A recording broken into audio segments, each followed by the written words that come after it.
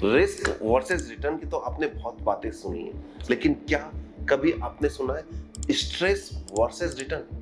ज्यादातर investor focus करते हैं किस बात पर? सिर्फ और सिर्फ अपने रिटर्न को हाईएस्ट करने के लिए और साथ ही साथ कोशिश करते हैं कि बेस्ट रिटर्न हो जाए।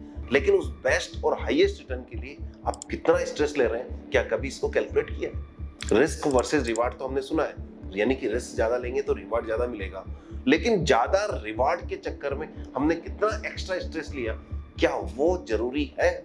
आइए इसको देखते हैं। जैसा कि हम जानते हैं कि निफ्टी और सेंसेक्स ने लॉन्ग रन में यानी 20, 25, 30, 40 सालों में 15% एवरेज रिटर्न दिया है, सीएजीआर रिटर्न, यानी कि 15% कंपाउंडिंग एवरेज ग्रोथ रेट दी है।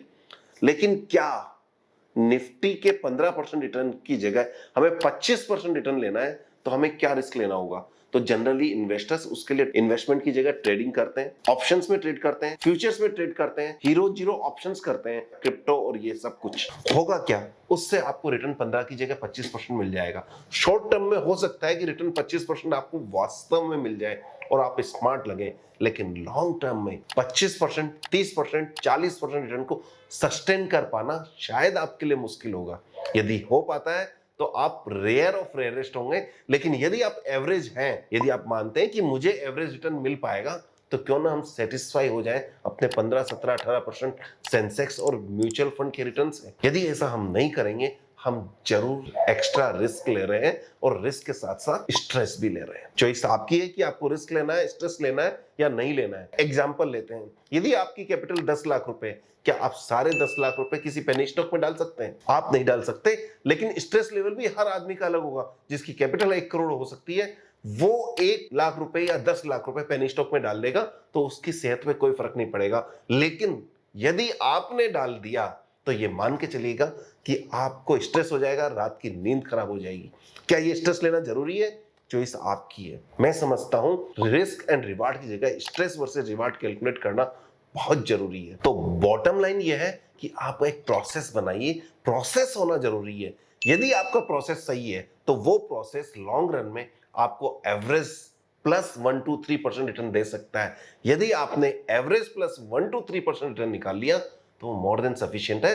वॉरेन बफेट ने इतने लंबे टाइम तक 18-19% एवरेज रिटर्न या 15 से 20% एवरेज रिटर्न निकालकर वर्ल्ड के टॉप रिचेस्ट पर्सन काफी टाइम तक रहे हैं, लेकिन सिर्फ और सिर्फ कंसिस्टेंसी के बल पर। बस आपको नहीं करना है तो एक छोटी सी गलती आपको नहीं करनी है। यदि आप मिस्टेक नहीं करते हैं तो आपका रिटर्न आपके हाथ में है। आप जिस कंट्री में बैठे हैं वो कंट्री आपको ऑटोमेटिक ग्रोथ देगी। बस आपको सिर्फ बड़ी मिस्टेक से बचना है। तो जब भी आपके दिमाग में ये बात आए कि मुझे ये इन्वेस्टमेंट करना चाहिए या नहीं करना चाहिए, यदि आप जरूरत से ज्यादा डिबेट कर रहे हैं, आपने सारे फैक्ट्स जान लिए हैं और उसके बाद भी आप डिबेट कर रहे हैं, तो मेरा क्लियर आंसर है नो। क्योंकि ये एसेट क्लास आपकी रातों की नींद और दिन का चेन खराब करने वाला है। और उसी तरह से यदि आप मकान ले रहे हैं, आपके पास 2 ऑप्शन है, एक 70 लाख का मकान है, एक 1 करोड़ का मकान है। आपकी वाइफ, आपके बच्चे, आपके परिवार वाले कहेंगे कि 1 करोड़ का बड़ा अच्छा मकान है क्योंकि उसमें ज्यादा स्पेस है, स्पेशियस रूम है। लेकिन आपको देखना है, क्या 1 करोड़ का मकान लेकर आप 70 लाख की जगह ज्यादा स्ट्रेस ले रहे हैं? उस स्ट्रेस के चक्कर में मकान लेना कोई समझदारी की बात नहीं है। यदि आप बड़ी कार ले रहे हैं तो आपका काम 15 लाख की कार में भी हो सकता है, लेकिन आप 40-50 लाख की ले रहे हैं। आप जरा सोचिए कि उस 50 लाख की कार लेने के लिए कितना एक्स्ट्रा स्ट्रेस ले रहा है। यदि आपको वो स्ट्रेस लेना है तो मुझे नहीं लगता कि स्ट्रेस लेकर कार में घूमना बहुत ज्यादा आपके लिए कंफर्ट और हैप्पीनेस देने वाला है। मेरा ऑब्जेक्ट न सिर्फ आपकी वेल्थ क्रिएट करना है, बल्कि आपको एक बैलेंस्ड हैप्पी लाइफ भी जीनी है। वो साथ में जीना है तो आपको स्ट्रेस कम लेना है। यदि आपने 50 लाख की कार ले ली और छोटा सा एक्सीडेंट हो जाता है तो आपको 1 लाख का बिल आएगा और आप जरा सोचिए कि आप कितने स्ट्रेस में रहेंगे। जबकि आप एक छोटी कार लेंगे, 15 लाख की कार लेंगे और कोई छोटा मोटा एक्सीडेंट होता है, आपके सेहत पे कोई फर्क पड़ने वाला नहीं है। आपकी कार का इंश्योरेंस 1 लाख रुपए लग रहा है, कहाँ 15,000 रुपए लग रहा है। आपके कार का टायर कहाँ 30,000 रुपए का आ रहा है, कहाँ 5,000 रुपए का आ रहा है। ये जो छोटे छोटे खर्चे हैं ये भी आपको स्ट्रेस देंगे। ज्यादा इंपॉर्टेंट आपके लिए क्या है? स्ट्रेस लेकर दूसरों को दिखाना कि आप रिच हैं या आपको वास्तव में रिच होना है। वास्तव में रिच तो वो होता है जो किसी पर डिपेंडेंट नहीं है, जिसको स्ट्रेस नहीं है अपने खर्चे का। कभी भी आप देखिएगा जो रिच पैसे वाले वेल्दी लोग होते हैं वो कभी चिंता नहीं करते हैं कि उनके घर का बिजली का बिल कितना आ रहा है, उनके कार का पेट्रोल कितना डल रहा है, क्योंकि ये यदि आप चिंता कर रहे हैं, यदि आपको इस चीज की वरी है कि मैं आज कार चला रहा हूं तो वहां जाऊं या नहीं जाऊं कि 1000 रुपए का पेट्रोल लग जाएगा, तो आप मान के चलिएगा आप स्ट्रेस में हैं। आपको उसकी जगह कार को थोड़ा डाउन करना चाहिए। सेम वे मकान के लिए आप सोसाइटी में ले रहे हैं, हर महीने का जो खर्चा दे रहे हैं, आपको यदि वो भी स्ट्रेस दे रहा है तो आपको रिकंसिडर करने की जरूरत है कि आपको कहां मकान लेना है। यहां फिर से आप ध्यान रखिए, stress versus return, stress versus comfort.